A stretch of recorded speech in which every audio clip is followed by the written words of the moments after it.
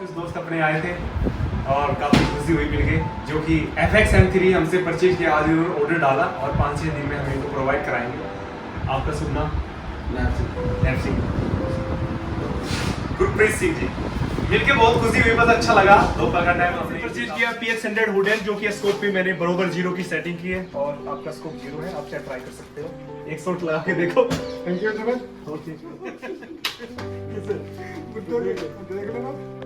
PX100 जो कि कुछ दोस्त हमारे पास आए हरियाणा से, स्पेशल लुधियाना से हमारे पास से आए।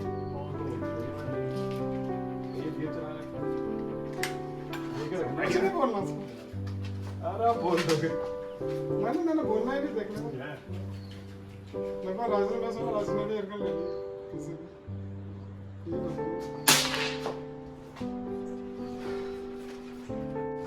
गड्डी सा है और काफ़ी गर्मी है, जैसा कि आप देख रहे हो।